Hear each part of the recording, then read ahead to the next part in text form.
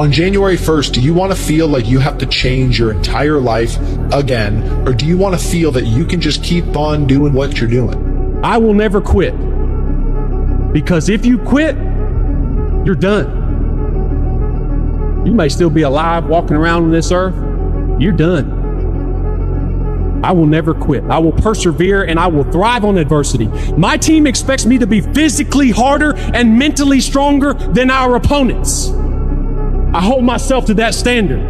I will be physically harder and mentally stronger than anything that comes against me, my family, my business, my brothers, my sisters, my team. I will be the one that is physically harder and mentally stronger, and I will work to maintain that position. You won't beat me. You're not scared of losing. You're scared of people watching you lose. You're not scared of trying. You're scared of people watching you try. You're not scared to start with nothing. You're scared of people watching you start with nothing. But the truth, no one is watching as closely as you think. And even if they are, their opinions are not predictions of the future, just reflections of their own insecurities. So start now, fail fast, learn quicker. You know, the best quality in the world that you can develop, and I give it to you because I made it my life's habit, but the quality is to develop the quality of being unstoppable. Develop the quality of being unstoppable. Say in yourself that no matter what life throws at me, it'll never stop me. No matter how rough it gets, I will never quit. And nothing will ever stop me. Make the decision that you can be tired, you can be worn out, but nothing is ever going to stop you. That's a wonderful decision, because then no matter what life throws at you, you pick yourself up and you say, okay, give it your best shot, as 𝐍𝐭 says. Nothing is going to stop you. It's a wonderful feeling. It's a wonderful feeling. It's the basis of self-esteem. I'm just stubborn, man. I just never give up. There's no world where I ever would have quit. When I was 11, I just said, I'm going to be a YouTuber. I'm going to die trying. And I meant it. And so people hate it, but I'm just the most competitive, stubborn person you'll ever meet. And I just never give up. What have you got to lose? Exactly. And that was it. And it was like, I have nothing to lose. If everybody who's like at the bottom and feels like they have nothing going for them, reframe that as, I have nothing going for me, which also means that I have nothing to lose by taking action. It makes you a much more dangerous person. Discipline is art. Yeah, I think it is, because it's beautiful for me to see. When I see someone who's really truly disciplined, who like a David Goggins, someone who just like truly maximizes the grind, I feel like there's an art to that. We ask audiences to identify the qualities of success.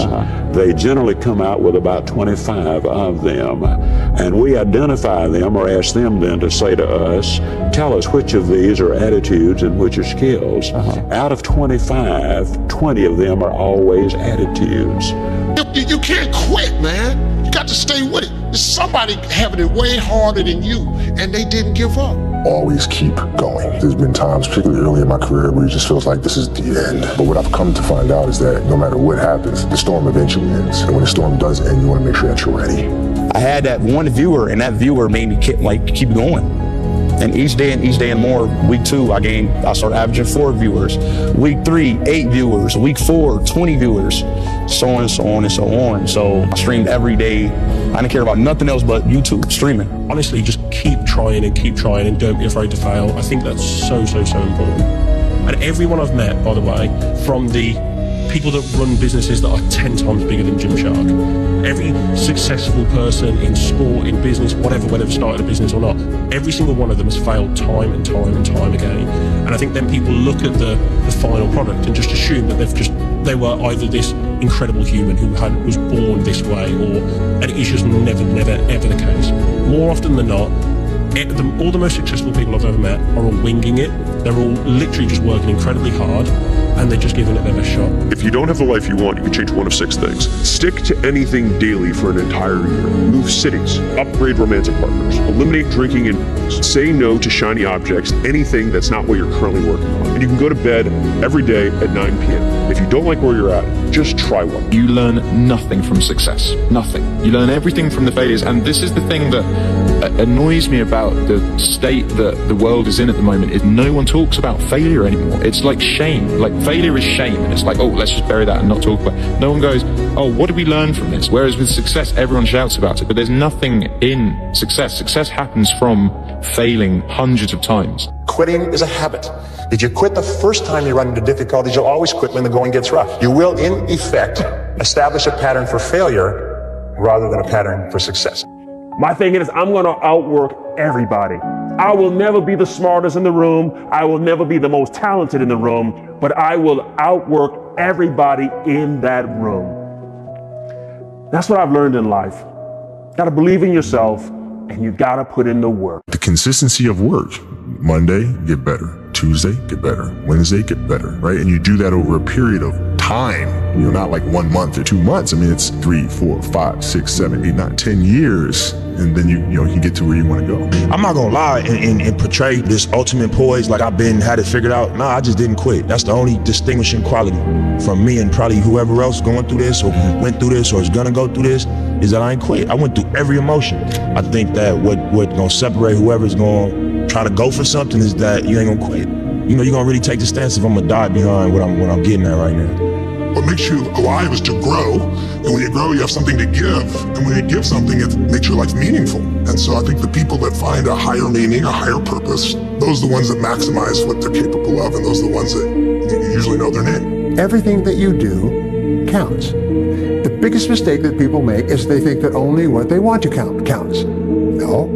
When you read a book, when you listen to an audio program, when you go to a course, when you go to bed early and get up early and you work, it all counts. But when you watch television, waste time, hang out, fool around, and so on, all of that counts as well. And here's an important point.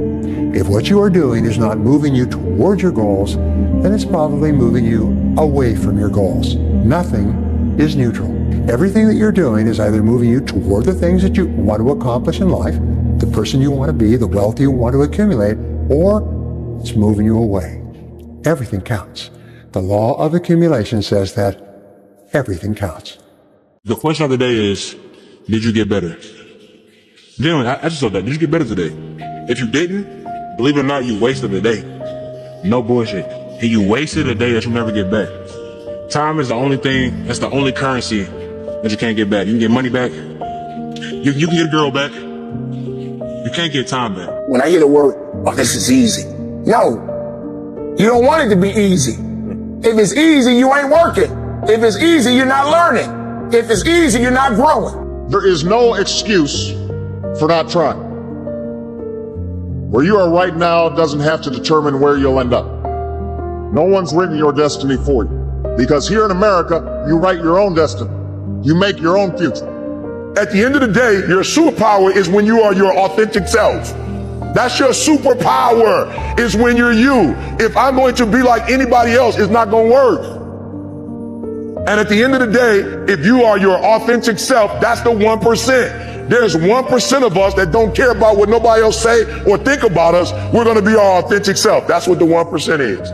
I'm number one. Why? Just because I'm being myself at all costs. It's not how you achieve your dreams, it's how you lead your life, and the direction and the routine that you set, and how focused you are on the little things.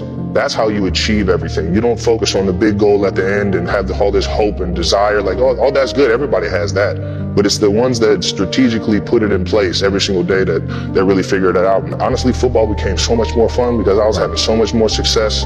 I wasn't just banking on my athleticism. I was using my mind to open up things and do things on the football field that I had never been able to do. Probably one of the biggest lessons I've learned about, I guess, mental strength is that, if you lose your focus, you're not present, things start to go the wrong way for you, it's fine.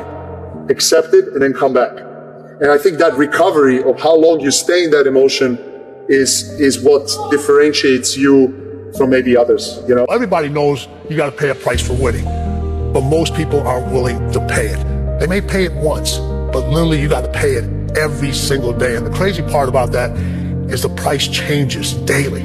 Just like the stock market goes up and down, the price of winning changes on a daily basis. And you got to be willing to pay that price, whatever it is on that day. Is that ordinary people can do extraordinary things when they're given an opportunity.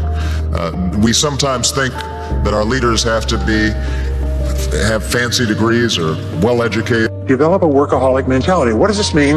It means that you start a little earlier, you work a little harder, and you stay a little later. In our society today, you have all these people talking about take it easy, have balance in your life, relax, lean back, have fun at work, happy, get along with your coworkers. This is loser talk. Loser, loser, loser. Now, there's a time in your life when you can back off. All right? You can take it easy. But that's when you've made it, not before you've made it. Because before you've made it, you're in a competition with hundreds of thousands of millions of other people, like at the Olympics, who also want to make it. And in order for you to win, you are going to have to work harder and work better and work smarter than they do. This is something that I've actually relied on a little bit myself. Whenever I get to a low point where I think, why do I even bother? I just remind myself, this is where most people stop, and this is why they don't win. I think the easiest thing in life is to give up on whatever you're focused on or whatever you're hopeful for. The hardest thing is to keep going, but we have to continue to hold on. And I would imagine for so many people out there, that is probably the most difficult thing. When I look at people's lives and I say, what makes people successful? I love, wickedly smart people. I love intelligence. But you and I both know there are a lot of very smart people that can't fight their way out of a paper bag, right? What I found is, in my own experience, is the number one ingredient is hunger. If somebody's got a hunger that doesn't go away, not a hunger to lose some weight for the summer, I'm talking about hunger to be more, to do more, to create more, to become something, to give something that matters. That kind of hunger that doesn't go away. That's what you see in, I'm sure you know Richard Branson. He's a good friend, Richard is 74 years old and he has the same hunger as he did when he was 16 starting Virgin in a crypt. You know what I mean? That's there. Anybody who has that component that's alive in them is going to succeed. And hunger, though, usually comes from not having things go so well. No one's coming. No one. No one's coming to push you. No one's coming to tell you to turn the TV off. No one's coming to tell you to get out the door and exercise. Nobody's coming to tell you to apply for that job that you've always dreamt about. Nobody's coming to write the business plan for you. It's up to you. Most people who claim to be perfectionists are not perfectionists. They're actually procrastinating because they're not doing anything. It just is a socially acceptable label because the real perfectionists feel this sickness where they want to itch their skin off until the thing's done, but they are trying to get it done.